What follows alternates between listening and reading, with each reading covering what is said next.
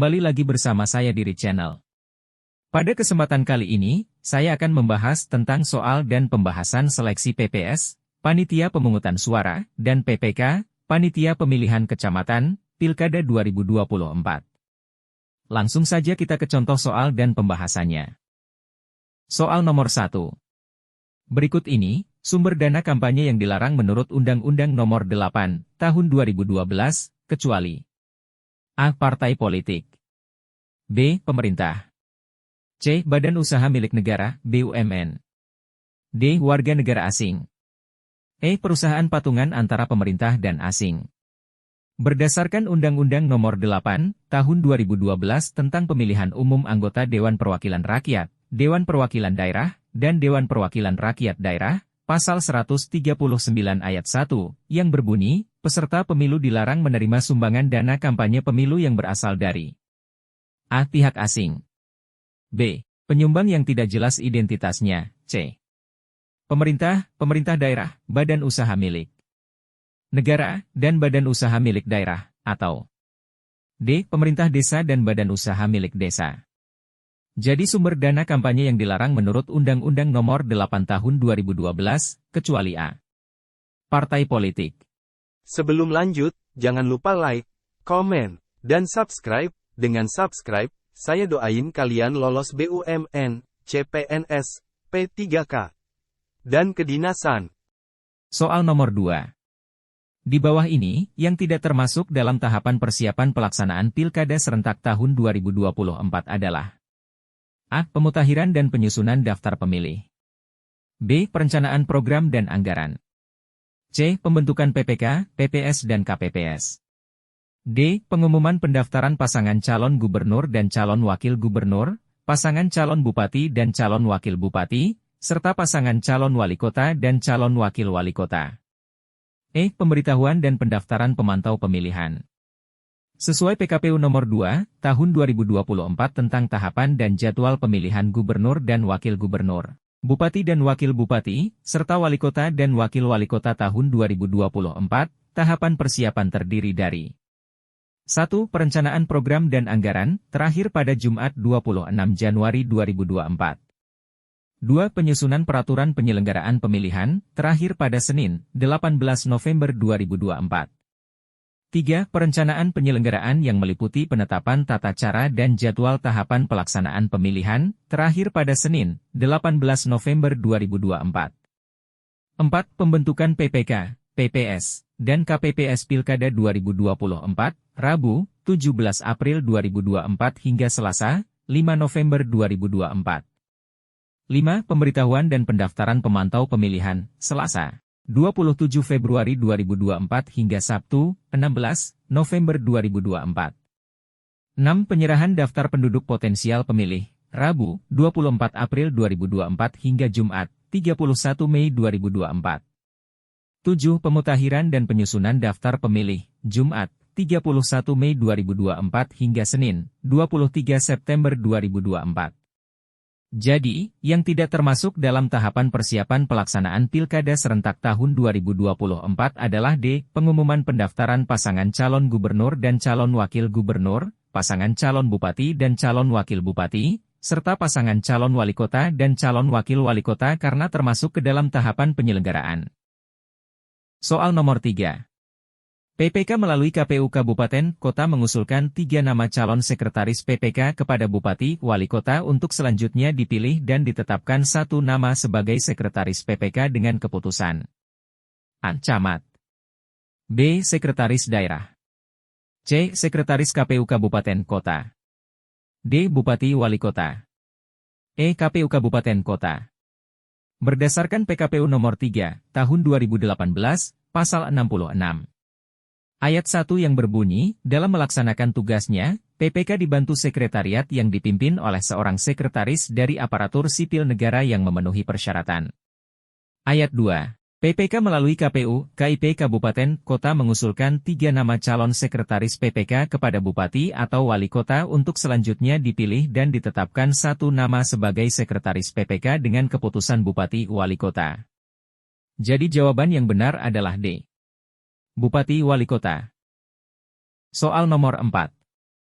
Sesuai dengan ketentuan, anggota PPK diangkat dan diberhentikan oleh A. PPK, B. Camat, C. Kepala Desa, D. Sekretaris KPU Kabupaten Kota, E. KPU Kabupaten Kota.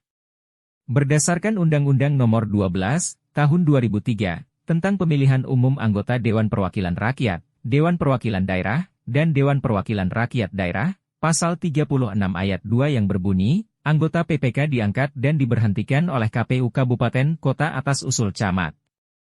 Jadi jawaban yang benar adalah E. KPU Kabupaten Kota. Soal nomor 5. Sesuai Pasal 74 Ayat 5 UU Nomor 10 Tahun 2016, sumbangan dana kampanye pasangan calon yang berasal dari badan hukum swasta paling banyak sebesar A. 75 juta rupiah, B. 750 juta rupiah, C. 75 miliar rupiah, D. 250 juta rupiah, E. 25 miliar rupiah. Berdasarkan Undang-Undang Nomor 10, Tahun 2016, Pasal 74 Ayat 5 yang berbunyi sumbangan dana kampanye sebagaimana dimaksud pada ayat 1 huruf C dan ayat 2 dari perseorangan paling banyak 75 juta rupiah dan dari badan hukum swasta paling banyak 750 juta rupiah. Jadi sumbangan dana kampanye pasangan calon yang berasal dari badan hukum swasta paling banyak sebesar 750 juta rupiah. Soal nomor 6. KPU Provinsi atau KPU Kabupaten Kota dibantu oleh pasangan calon perseorangan atau tim yang diberikan kuasa oleh pasangan calon harus menyerahkan dokumen syarat dukungan calon perseorangan kepada PPS untuk dilakukan verifikasi faktual paling lambat A. 20 hari sebelum waktu pendaftaran pasangan calon dimulai, B. 28 hari sebelum waktu pendaftaran pasangan calon dimulai, C. 30 hari sebelum waktu pendaftaran pasangan calon dimulai, D. 20 hari setelah waktu pendaftaran pasangan calon dimulai, E. 28 hari setelah waktu pendaftaran pasangan calon dimulai. KPU Provinsi atau KPU Kabupaten Kota dibantu oleh pasangan calon perseorangan atau tim yang diberikan kuasa oleh pasangan calon harus menyerahkan dokumen syarat dukungan calon perseorangan kepada PPS untuk dilakukan verifikasi faktual paling lambat 28 hari sebelum waktu pendaftaran pasangan calon dimulai. Jadi jawaban yang benar adalah B. 28 hari sebelum waktu pendaftaran pasangan calon dimulai. Soal nomor 7. Kapan dimulainya proses pemutakhiran dan penyusunan daftar pemilih pemilihan kepala daerah, Pilkada, tahun 2024? A. Senin, 27 Mei 2024. B. Jumat, 31 Mei 2024. C. Selasa, 28 Mei 2024. D. Kamis, 30 Mei 2024. E. Rabu, 29 Mei 2024. Sesuai PKPU Nomor 2, Tahun 2024 tentang tahapan dan jadwal pemilihan gubernur dan wakil gubernur, bupati dan wakil bupati, serta wali kota dan wakil wali kota menetapkan tahap persiapan yaitu pemutakhiran dan penyusunan daftar pemilih yaitu dimulai pada Jumat, 31 Mei 2024 hingga Senin, 23 September 2024. Jadi jawaban yang tepat adalah B. Jumat, 31 Mei 2024. Soal nomor 8. Dalam melakukan pemutakhiran data pemilih, KPU Kabupaten Kota dalam hal ini dibantu oleh A. Pantarlih, B. Pantarlih, KPPS, PPS, PPK dan pengawas pemilu, C. Pantarlih dan PPS, D. Pantarlih, KPPS, PPS dan PPK, E. Pantarlih, PPS dan PPK. Berdasarkan PKPU Nomor 11, Tahun 2018, Pasal 1 Ayat 33 berbunyi, daftar pemilih sementara yang selanjutnya disingkat DPS adalah daftar pemilih hasil kegiatan pemutakhiran data pemilih yang dilakukan oleh KPU, KIP Kabupaten, Kota dengan dibantu oleh PPK, PPS, dan Pantarlih. Jadi jawaban yang tepat adalah E. Pantarlih, PPS dan PPK. Soal nomor 9. KPU Kabupaten Kota melakukan pengawasan internal terhadap anggota PPK, PPS dan KPPS.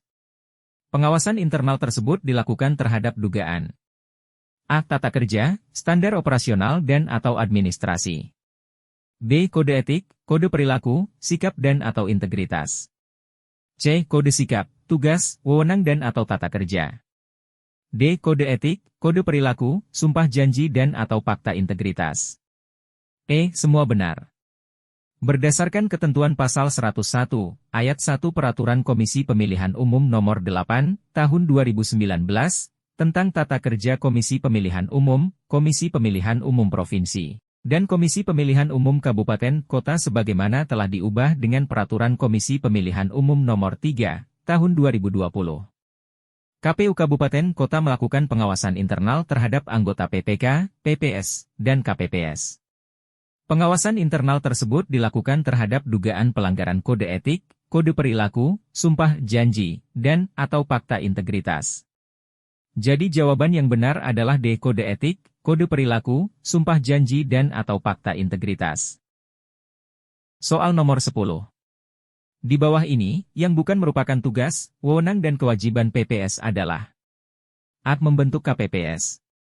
B. Mengusulkan hasil penghitungan suara dari seluruh TPS di wilayah kerjanya. C. Melaksanakan keputusan DKPP. D. Menyampaikan daftar pemilih kepada PPK. E. Mengumumkan daftar pemilih. Yang bukan merupakan tugas, wewenang dan kewajiban PPS adalah melaksanakan keputusan DKPP.